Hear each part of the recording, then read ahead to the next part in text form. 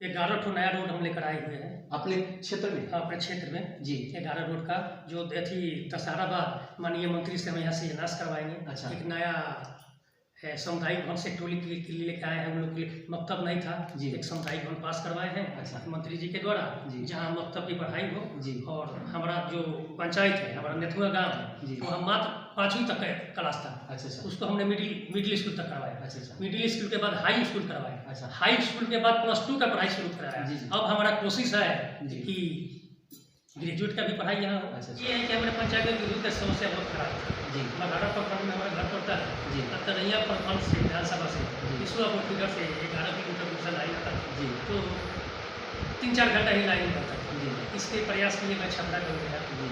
मंत्री जी से कल बोला सर जी वो AC को फोन किए AC के पास हम गए कल 11 फिगर जो हमारे घर से मात्र 2 किलोमीटर पड़ रहा है जहाँ 22 से 24 घंटा लाइन कर रहा जी। है।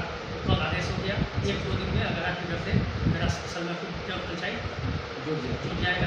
इसमें बराबर लाइन रहेगा। हाँ हमेशा लाइन रहेगा। जी।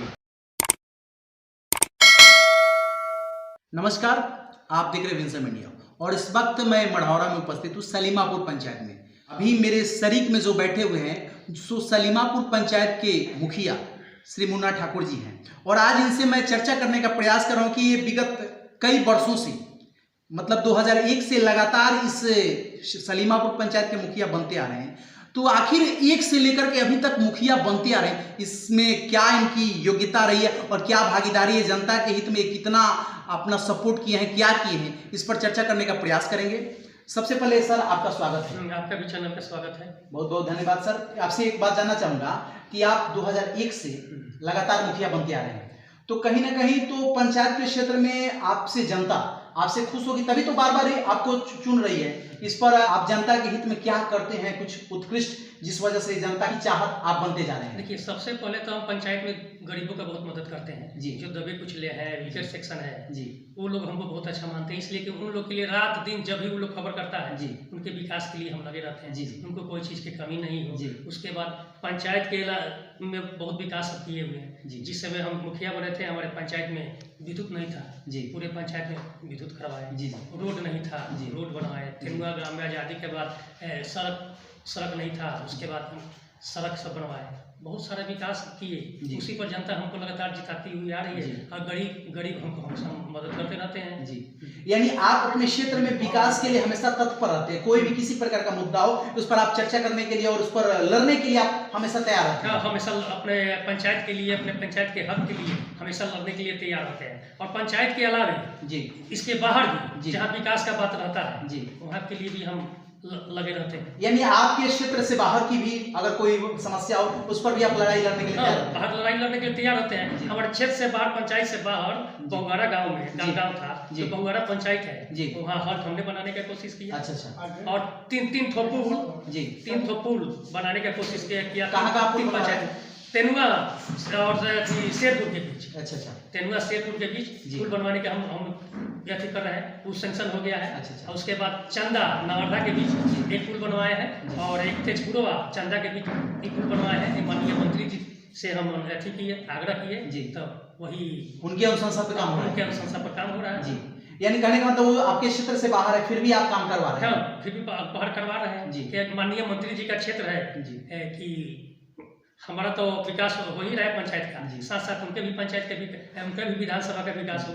अच्छा सर मैं एक बात जानना चाहूंगा आखिर आप अपने क्षेत्र से बाहर मतलब जनता के हित के लिए जनता की समस्या के लिए हमेशा आवाज लगाते रहते हैं और जनता के हक के लिए लड़ते हैं और उनको हक दिलाने का प्रयास करते हैं। आखिर वजह क्या है?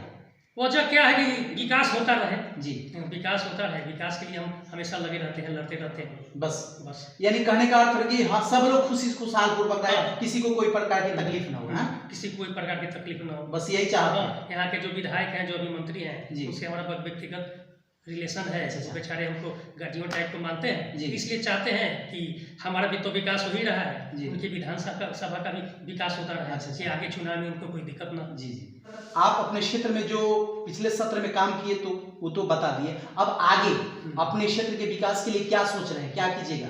विकास के लिए तो अभी 11 ठो नया रोड हम लेकर आए हुए हैं अपने क्षेत्र में। हाँ, अपने क्षेत्र में जी। 11 रोड का जो दशहरा बाद माननीय मंत्री से हम यहाँ से नाश करवाएंगे। अच्छा। एक नया सामुदायिक भवन से टोली के लिए लेकर आए हैं। उन लोग के लिए मकतब नहीं था, एक सामुदायिक भवन पास करवाए हैं। अच्छा। मंत्री जी के द्वारा, जहाँ मकतब की पढ़ाई हो जी। और हमारा जो पंचायत है, हमारा नेथुआ गाँव है, तो हम मात्र 5वीं तक क्लास था। अच्छा। उसको हमने मिडिल स्कूल तक करवाया। अच्छा। मिडिल स्कूल के बाद हाई स्कूल करवाया। अच्छा। हाई स्कूल के बाद +2 का पढ़ाई शुरू कराया। अब हमारा कोशिश है कि ग्रेजुएट का भी पढ़ाई यहाँ हो। अच्छा। मतलब कॉलेज जाने के भी प्रयास। हाँ, कि पूरे मढ़ौरा में कहीं भी ग्रेजुएट कॉलेज नहीं है। 25 किलोमीटर के रेडियस में कोई भी ग्रेजुएट कॉलेज नहीं है। अच्छा। यहाँ के लड़कियों को पढ़ने जाने के लिए छापरा जाना पड़ता है या अमनौर जाना पड़ता है। उसके लिए प्रयास ये है कि रामपुर में ग्रेजुएट की पढ़ाई शुरू करवा दे या अपने पंचायत में ग्रेजुएट की पढ़ाई हम शुरू करवा दें। इसके लिए तत्पर है और पंचायत के विकास के लिए फिर लगे हुए हैं कि पूरे विधानसभा में हमारा पंचायत सबसे आगे नाम रोशन। देखिए, शिक्षा के क्षेत्र में चर्चा करना बहुत जरूरी है, क्योंकि शिक्षा से देश की मजबूती होती है, अपने क्षेत्र की मजबूती होती है। तो ये मुखिया जी हैं, इनकी सोच कितनी उज्जवल कोटि की है कि शिक्षा पर लगातार प्रयास करते रहते हैं। सर, एक बात मैं जानना चाहूंगा, आपका वीडियो में मैं देखा और मैं न्यूज भी कवर किया, खास करके आप शिक्षा के क्षेत्र में स्कूल में ज्यादा वेरिफिकेशन करते रहते हैं और मास्टर साहब कब आ रहे हैं, कब जा रहे हैं और बच्चों को खिचड़ी किस तरह से दिया जा रहा है, इस पर वेरिफिकेशन आप ज्यादा करते रहते हैं। क्या सोच करके करते हैं, इसके कारण बताइए सर। सोच कर यही करते हैं ना कि जो जनता का है, बच्चों का हक है, वो सही मिले। लेकिन इतना ना शिक्षा विभाग भ्रष्टाचार में डूबा हुआ है। अच्छा। जल्दी सुधारने का कोशिश नहीं कर रहा है। शिक्षा विभाग भ्रष्टाचार में डूबा हुआ, लेकिन इसको सुधारने का प्रयास तो के पाठक जी कर रहे हैं जी। कहाँ कर रहे हैं? शिक्षक का जरूरत है 20 गो, वहाँ दे रहे हैं 2 ठो। अच्छा। हाँ, कंप्लेन कोई किया जा रहा है, हल्ला है कि करवाई होगा। तो लेटर तो यहाँ तक निकाल देंगे 50% से कम उपस्थिति जिस बच्चे की होगी उसको नाम काट दिया जाएगा, उसको हटा दिया जाएगा। इस पर आप क्या कहिए? ना, ये तो तुगलकी फरमान है। तुगलकी फरमान है। तुगलकी फरमान है। आप कोशिश कीजिए कि बच्चे आए। बच्चे का जब नाम कटिएगा तो कैसे आए?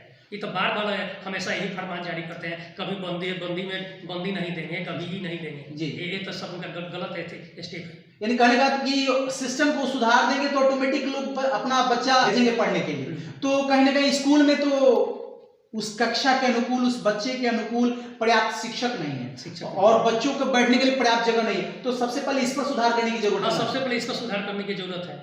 जब कई बार हम आवेदन भी देते हैं कि यहाँ घोटाला हो रहा है शिक्षा विभाग में जी, सब मामला दब जाता है। हाँ। अभी एक सेलमापुर संस्कृत विद्यालय जी, वहाँ से एक टोली ये संस्कृत विद्यालय है, वहाँ संजय कुमार शिक्षक था जो कभी पढ़ाता नहीं था, किसी को गारा गली करता था, किसी को मार देता था। हम गए तो वहाँ पे जनता बोली कि स्कूल के प्रांगण में दारू बिकता है जी।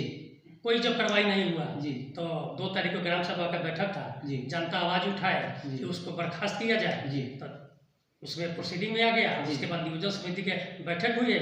उसके बाद सुधारने के लिए संजय कुमार को बर्खास्त किया गया है। बर्खास्त कर दिया गया है। नियोजन इकाई के द्वारा उनको बर्खास्त कर दिया गया है और 2 टीचरों की बदली की गई है जी। और जो काम अच्छा नहीं करेंगे उनको हटा देना तो उचित है। हाँ, ये तो उचित है। जैसे स्कूल में बच्चे नहीं पढ़ते हैं जी, टीचर उनको मारते हैं कि नहीं? बिल्कुल। तो टीचर अगर गलती करेंगे जी, उसकी सजा कौन देगा? बिल्कुल, कभी तो उसको भुगतना है। अफसर लोग नहीं मानते हैं, सब लोग साठ घाट कर लेते हैं जी। तो हमको जनता, हम जनप्रतिनिधि है, जनता जब हमारी ये हमको चुन कर यहाँ भेजी है जी, तो उसके लिए तो हमको कुछ करना पड़ेगा जी। बात सही है। देखिए, ये भी बता रहे हैं बहुत ज्यादा शिक्षक की रिस्पॉन्सिबिलिटी जो है, शिक्षक की जो जिम्मेवारी है बहुत उज्जवल कोटि की है। अगर देश में कोई इंजीनियर अगर ढंग से काम नहीं करेगा तो एक बिल्डिंग हो सकता है कि गड़बड़ हो जाए। डॉक्टर अगर ढंग से काम नहीं करेगा तो एक पेशेंट की हालत खराब हो सकती है। लेकिन अगर शिक्षक अपने काम से मुकर जाएगा, अगर शिक्षक अपना जो शिक्षा देने का पेशा है उसमें ढंग से काम नहीं करेगा तो वर्तमान के साथ साथ भविष्य भी बिगड़ सकता है। क्योंकि जिस बच्चे को तालीम दी जाती है शिक्षा के माध्यम से, वही बच्चा भविष्य का कर्णधार है। उसके ऊपर देश का बोझ आने वाला है और भविष्य का कर्ता धर्ता होगा। तो अगर बचपन में ही बच्चों को अगर ढंग से शिक्षा की तालीम नहीं दी जाएगी, वो भविष्य में कुछ आगे नहीं कर पाएगा। बड़ी उम्मीद के साथ बच्चों को पढ़ने के लिए कोई और गार्जियन, अभिभावक उम्मीद के साथ शिक्षा के पास भेजते हैं और शिक्षक अगर ढंग से काम नहीं करते हैं तो कहीं ना कहीं इनको तो मुआवजा भरना पड़ता है। खास करके जो शिक्षा फील्ड से जुड़े हुए हैं या दुनिया के किसी भी फील्ड से जुड़े हुए हैं, उनका जिस काम के लिए लगे हैं उस काम में ईमानदारी पूर्वक उस काम को कीजिए। आपका देशभक्ति इसी में है। हर किसी को अपने काम में ईमानदारी होनी चाहिए। अच्छा सर, अपने काम के प्रति ईमानदारी इंसान को कितना होना चाहिए, कितना प्रतिशत होना चाहिए? 100% होना चाहिए। 100% होना चाहिए, 100% होना चाहिए, तभी तरक्की हो पाएगी। तभी तरक्की होता है। जिस क्षेत्र में हो जी, उस क्षेत्र में ईमानदारी पूर्वक काम करना चाहिए जी, जो सीमा पर है जी, वही केवल देशभक्ति नहीं करते हैं। हाँ। जिस तरह आप मीडिया में है जी, आप अच्छा कर रहे हैं, पत्रकारिता पत्रकार कर रहे हैं जी, तो ये आपका देशभक्ति हुआ। जी, हम समाज सेवा में है जी, अच्छा अगर समाज सेवा करें जी, ये देशभक्ति हुआ। जी, शिक्षक लोग हैं ईमानदारी से काम करें, ईमानदारी से अगर पढ़ाए जी, वो भी देशभक्ति हुआ। जी, जैसे गांधी जी भी तो कहाँ सीमा पर लड़ने गए, जी, लेकिन वो भी तो देशभक्ति करते थे। बिल्कुल बिल्कुल है तो जिस क्षेत्र में है जी, ईमानदारी पूर्वक काम कीजिए वही देशभक्ति है, जी, सच्चा देशभक्ति है। जी जी। देखिए बहुत ढंग से इन्होंने बयां किया कि ईमानदारी और देशभक्ति क्या है। देखिए आप जिस प्रोफेशन में हैं, जिस काम को आप करने के लिए नियुक्त किए गए हैं और जो काम करने की आपको जिम्मेवारी दी गई है उसमें अगर ईमानदारी पूर्वक काम कर रहे हैं तो आप देश सेवा कर रहे हैं। मैं पत्रकारिता कर रहा हूं, पत्रकारिता में अगर सही रिपोर्ट आपको दे रहा हूं तो हम देशभक्त हैं। ये राजनीति कर रहे हैं और राजनीति में अगर जनता की आवाज के लिए लड़ाई लड़ रहे हैं, हक की बात करें तो ये देशभक्त हैं। शिक्षक का काम है शिक्षा देना, उसमें 100% अपने आप को समर्पित कर देना चाहिए बच्चों के लिए कि सही शिक्षा दी जाए, तो उनका वो देशभक्ति है। बॉर्डर पे जो लड़ाई लड़ते हैं भारत के जवान वो तो सही देशभक्त हैं, क्योंकि भारत को सुरक्षित रखे हैं, सीमाओं पर घेर करके विदेशी आक्रामक से सुरक्षा दे रहे हैं, तो उनकी तो देशभक्ति के बारे में कहना ही क्या है। और सही में वो रियल हीरो हैं। लेकिन हम सब जितने भी भारतवासी हैं सबको देश के लिए लड़ने का मौका नहीं मिलेगा, लेकिन जहां भी हैं जिस पेशा में है उसमें अगर ईमानदारी पूर्वक काम कर रहे हैं तो हम अपना देशभक्ति दिखा रहे हैं। सच्चाई यही है। आगे विकास के लिए क्या कर रहे हैं?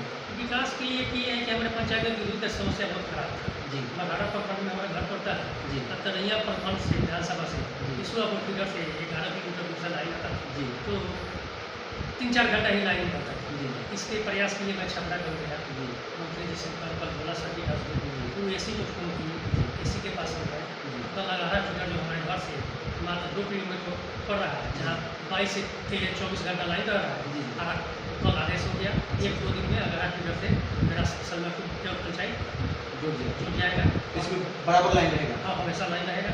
बच्चे को पढ़ने के लिए तैयारी करने के लिए जो समस्या खड़े हुई समस्या नहीं। और खासकर एक और काम किए हैं अपने पंचायत में 156 लोगों को नया राशन कार्ड बनवाया, नया राशन कार्ड बनवाया हूँ। आज तक किसी पंचायत में 5 साल का नहीं बना, हमारे पंचायत में 156 नया राशन कार्ड बना। पहले से जो है सो है, पहले से जो है सो है, उसके बाद कुछ प्रवासी का बना, कुछ इधर कुछ गरीब का 156 नया। देखिए इस तरह से ये अभी विकास के लिए तत्पर है और जो भी समस्या है उस समस्या के लिए हमेशा आवाज़ लगाते रहते हैं और समस्या के लिए हक दिलाने का प्रयास करते हैं। जिसकी जो समस्या उस समस्या से लड़ाई लड़के उसको जो हक मिलना चाहिए वाजिब हक दिलाने का प्रयास कर रहे हैं। सर एक बात बताइए, 2024 का जो लोकसभा चुनाव आने वाला है इसमें आपकी क्या सोच है? इस पर आप किसको पसंद कर रहे हैं? हम तो यहाँ पर जितेंद्र राय को पसंद करते हैं जो अभी यहाँ के माननीय मंत्री हैं उनको पसंद करते हैं क्योंकि उनके पास सभी जाति का वोट है। जितेंद्र राय जी जो आरजेडी से है वही ना? आरजेडी से है जी, उनके पास सभी जाति का वोट है। खासकर परमर्शी हमारे समाज के जो लोग हैं ना जी, अगर उनको टिकट मिल गया ना जी तो करीब 100 परमर्शी उनको वोट दे देंगे। इसलिए कि उस सब जाति पर ध्यान देते हैं, परमर्शी पर भी अच्छा ध्यान देते हैं, वो अपने जाति जादों के अलावा इस सब जाति पर ध्यान देते हैं। जी जी, यानी जितेंद्र राय जी सबके उनकी लोकप्रियता सब जाति में है। हाँ सब जाति में है, सब जाति में है। विकास पुरुष है जी, हाँ वो विकास के लिए हमेशा तैयार है। विकास के लिए हमेशा तैयार है। तो मतलब आपकी सोच है कि अगर जितेंद्र राय जी लोकसभा चुनाव में आरजेडी से आते हैं तो आप उनको सपोर्ट कीजिएगा? सपोर्ट क्या, जीत पक्का होगा। जिस दिन नॉमिनेशन होगा उसी दिन समझिए कि सर्टिफिकेट उनको मिलेगा। हाँ उसी दिन सब 1 लाख तो उनका लीडिंग तो केवल मढ़ौरा देगा। अच्छा हाँ 1 लाख वोट का लीडिंग तो केवल मढ़ौरा देगा जितना वो मढ़ौरा के लिए कर रहे हैं। अच्छा देखिए ये बता रहे हैं कि अगर जितेंद्र राय जी आरजेडी से लोकसभा के क्षेत्र से आ रहे हैं चुनाव लड़ने के लिए तो जीत पक्का है, ये बता रहे हैं। तो अब जनता की मांग है और जनता भी सोच रही है कि जो देखिए नेता वही बन सकता है जिसकी पकड़ हर जाति में हो, हर जाति के लोग जिसको लाइक करें, जिसको पसंद करें, वही नेता बन सकता है। किसी खास समुदाय, किसी खास जाति की बात करके जो राजनेता बनने का प्रयास कर रहा है निश्चित रूप से अंदर से कमजोर आदमी है। क्योंकि अपने आप की उपस्थिति जो दिखाने, खुद की उपस्थिति दिखाने का मतलब अगर सबके हित की बात करेंगे ऑटोमेटिक हमको लोग लाइक करेंगे। तो लोकप्रियता किसी एक जाति से नहीं होती है, सब जाति में अगर आप अच्छा काम कीजिएगा, सब जाति के विकास की बात कीजिएगा तो आपकी लोकप्रियता ऑटोमेटिक बढ़ती जाएगी। और इनके माध्यम से सुने कि जितेंद्र राय जी जो हैं, जो अभी बिहार सरकार में मंत्री हैं, आरजेडी से मढ़ौरा के विधायक रहे हैं, वो उनकी लोकप्रियता जो है सो हर जाति में है। तो अगर उनको मौका मिलेगा तो उनकी जीत पक्की है। आप देख रहे हैं विंसम इंडिया, और अभी मैं मढ़ौरा के सलीमापुर पंचायत के वर्तमान मुखिया प्रतिनिधि मुन्ना ठाकुर जी से चर्चा कर रहा हूं। और ये जो हैं, ये अपना क्रियाकलाप, ये जो 2001 से अभी तक मुखिया लगातार बनते आ रहे हैं, तो जो क्षेत्र में विकास किए हैं और आगे जो करने का प्रयास कर रहे हैं, उस पर हमने चर्चा करने का प्रयास किया। मुखिया हो तो ऐसा, चूंकि क्षेत्र का विकास करना चाहिए, और सच्चाई भी है कि जो 2001 से लगातार मुखिया है, उसमें कुछ ना कुछ खूबी है जिस वजह से जनता हमेशा लाइक कर रही है। तो आपके सामने ये जो सच्चाई, उस सच्चाई को पहुंचाने का प्रयास किया। आप देख रहे हैं विंसम इंडिया। कमेंट में अपनी प्रतिक्रिया जरूर दीजिएगा। जय हिंद, जय भारत।